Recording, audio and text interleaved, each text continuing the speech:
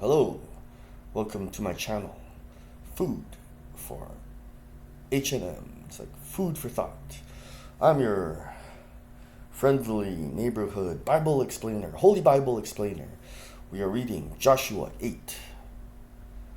Right now, we are having difficulties with the internet. So I'm making my recording shorter, and hopefully that helps you. Joshua 8. It is titled, A Destroyed. The city of A is going to be destroyed. You have to remember that the Lord, He is God, the Creator and the Creator. And He is also a high, mighty general. He's not high and mighty, but He is high and exalted, and He is mighty. He's a mighty warrior. He is like a higher general himself, and he is directing and giving orders to Joshua, or Yehoshua, the leader of the Israelites, and their general, their commander, military commander. So God said to Moses, the Lord said to Moses, this is Moses' successor, Joshua. Remember, Moses, everyone knows who Moses is, but not too many people know who Joshua is. Joshua took Moses' place. Moses has died, but you gotta think. If Joshua is a great general, could that movie, Gods and Kings, starring Christian Bale, be right? Moses was a general. He was riding out to fight in the beginning of the movie. Someone that Moses trains, Joshua, would be almost exactly like him. People in business that work for corporate understand this. When they groom a successor, they're making like a little them, a clone, so to speak. So he says, do not be afraid. But what that means is, don't hold back. Do not be discouraged. Don't hold back. Destroy that city. Take the whole army with you and go up and attack this city called A.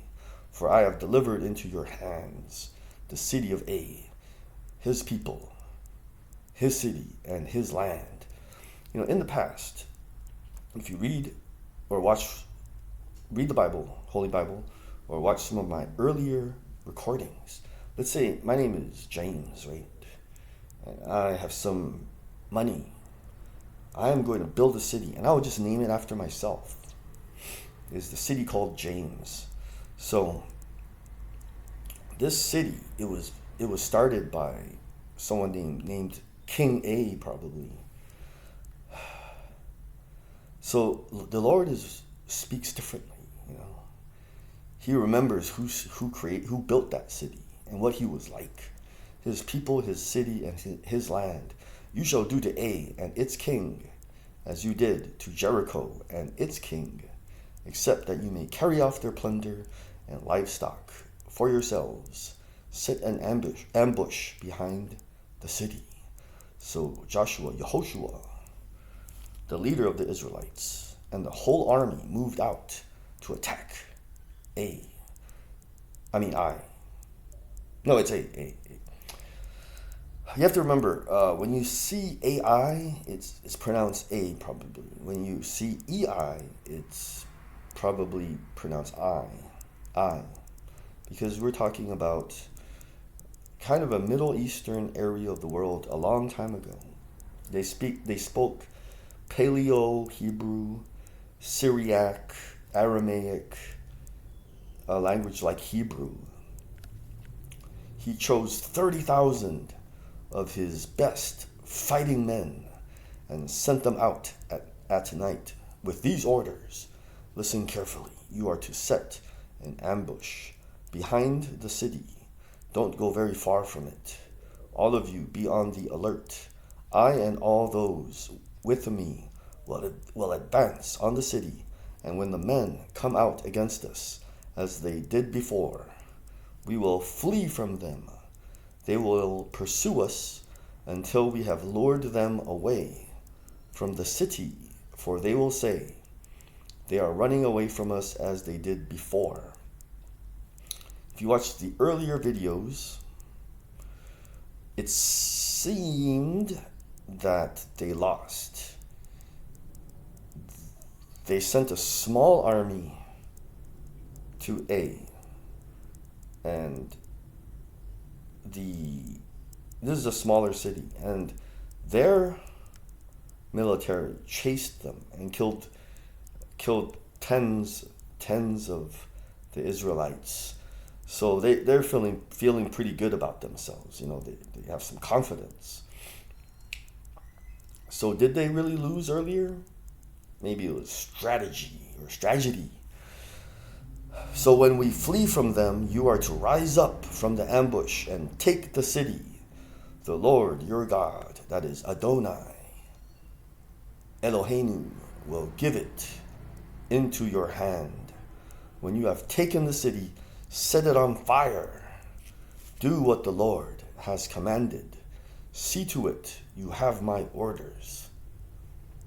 Then Joshua sent them off, and they went to the place of ambush and lay in wait between Bethel and A, to the west of A. But Yehoshua, spent that night with the people. I've seen war movies, and within a group, there's always a good guy, who looks around and feels sorry for the people. And in this case, it has set everything on fire. And they want to come up with a nicer alternative tactic. So that is what Joshua or Yehoshua is referring to. Set it on fire. Do what the Lord has commanded. No compromising. Don't feel bad or sorry. Don't hold back, the Lord said. God said and commanded it. Verse 10, early the next morning, Yehoshua mustered his army, and he and the leaders of Israel marched before them to A. The entire force that was with him marched up and approached the city and arrived in front of it. They set up camp north of A. So you have to remember, a lot of cities faced east. The sun rises in the east, sets in the west. So I think I don't know if my hand is going to be on this side, but they set up camp north, and there was a valley. So they were here, there's a valley here, and then the city's here. They set up camp north of A, with a valley between them and the city. Yehoshua had taken about 5,000 men and set them in ambush between Bethel and A, to the west of the city. The ambush is over here. So the soldiers took up their positions, with the main camp to the north of the city and the ambush to the west of it. That night Yehoshua went into the valley. When the king of A saw this, he and all the men of the city hurried out early in the morning to meet Israel in battle at a certain place overlooking the Arabah. The Arabah is like a body of water, but he did not know that an ambush had been set against him behind the city. Joshua and all Israel let themselves be driven back before them, and they fled toward the wilderness. All the men of A were called to pursue them, do the same thing they did before. And they pursued Joshua and were lured away from the city. Not a man remained in A or Bethel who did not go after Israel. They left the city open and went in pursuit of Israel. Then the Lord said to Yehoshua, hold out toward A the javelin that is in your hand. A javelin is like a spear that you could throw. For into your hand I will deliver the city. So Joshua held out toward the city the javelin that was in his hand. As soon as he did this, that may be a military gesture. If you watch old war movies, if they hold out a spear, that means they're going to totally demolish or destroy the city. As soon as it could mean that. As soon as he did this, the men in the ambush rose quickly from their position and rushed forward. They entered the city and captured it and quickly set it on fire. The men of A looked back and saw the smoke of the city. So they looked back and saw the smoke of the city rising up into the sky. But they had no chance to escape in any direction. The Israelites who had been fleeing toward the wilderness had turned back. So they ran. They were running away from them, right? And they turned around and they went, They turned back against their pursuers. For when Joshua, Yehoshua, and all Israel saw that the ambush had taken the city and that smoke was going up from it, they turned around and attacked the men of A. Those in the ambush also came out of the city against them, so that they, the men of A, their military, were caught in the middle with Israelites on both sides. Israel cut them down, leaving them neither survivors nor fugitives. But they took the king of A alive and brought him to Joshua, Yehoshua. When Israel had finished killing all the men of A in the fields and in the wilderness where they had chased them, and when every one of them had been put to the sword, all the Israelites returned to A and killed those who were in it. They killed every person in the city, 12,000 men and women. Men and women fell that day, all the people of A. For Joshua, Yehoshua, did not draw back the hand that held out his javelin until he had destroyed all who lived in A. But Israel did carry off for themselves the livestock and plunder of the city, as the Lord had instructed Joshua, Yehoshua. So Joshua burned A and made it a permanent heap of ruins, a desolate place to this day. He impaled the body of the king of A on a pole. So he took a body and then just stabbed it onto a pole and left it there until evening. Evening at sunset, Joshua, Yehoshua. So he's a strong person. Imagine a pole with a pointy tip. So they had to use their swords. They like chopped down a tree,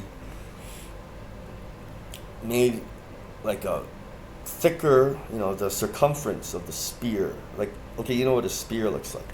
You make one that's maybe that far around. Right? The circumference is longer. And then he took the guy and just threw him onto the thing. Like making a shish kebab. He shish kebabbed the guy, Joshua, Yehoshua, himself.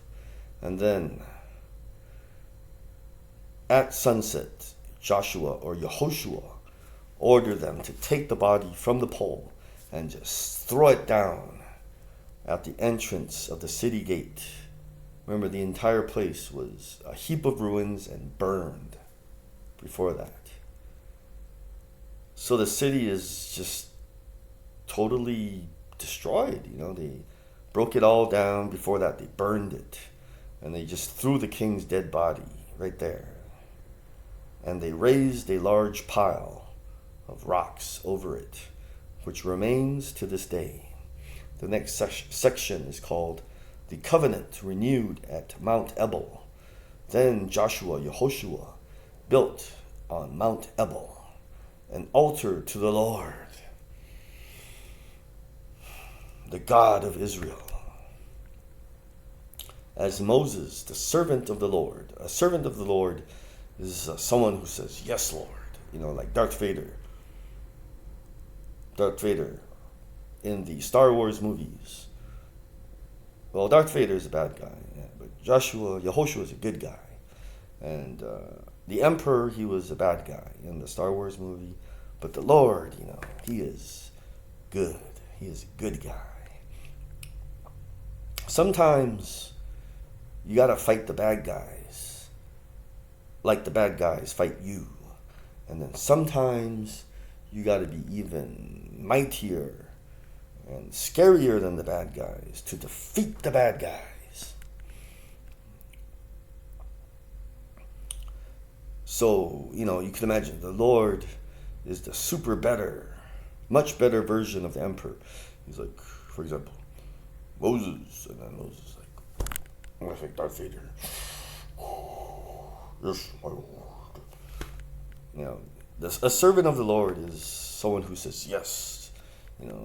God says, do it. Yes, my Lord, it shall be done. That's what a servant of the Lord is. Like Darth Vader gets things done. Moses, the servant of the Lord, had commanded the Israelites. He built it, this altar, according to what is written in the book of the law of Moses, and an altar of uncut stones, on which no iron tool had been used. On it they offered to the Lord, that is God, Jesus, burnt offerings and sacrificed fellowship offerings. There in the presence of the Israelites, Yehoshua wrote on stones a copy of the law of Moses. All the Israelites, with their elders, officials, and judges, were standing on both sides of the ark of the covenant of the Lord, facing the Levitical priests who carried it, both the foreigners living among them and the native born were there. So we see that in this group of Israelites, there are foreigners. So when they left Egypt, not everyone was a descendant of Jacob. Half of the people stood in front of Mount Gerizim, and half of them in front of Mount Ebal, as Moses, the servant of the Lord, like Darth Vader, had formally commanded when he gave instructions to bless the people of Israel. Afterward, Joshua Yehoshua read all the words of the law, the blessings and the curses, just as it is written in the book of the law. There was not a word of all that Moses had commanded that Yehoshua did not read to the whole assembly of Israel, including the women and children and the foreigners who lived among them.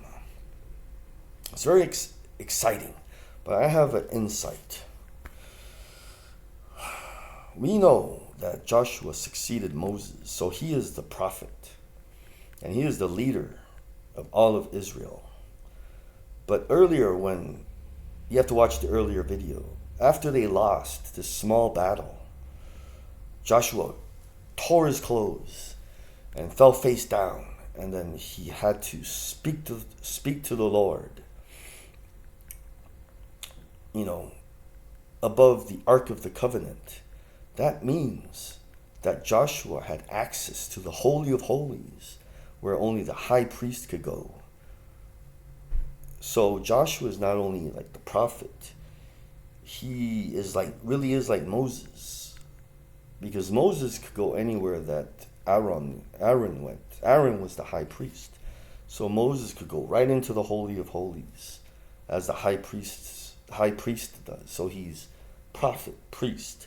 And then here, if you watch earlier videos, the king must publicly read the law before all of Israel. But I think he is acting. He is acting king. Right now, Israel does not yet have a king. He is acting as the king. Thank you for listening. Hope you enjoyed it. Remember, keep God first, or put him first. He'll take you places.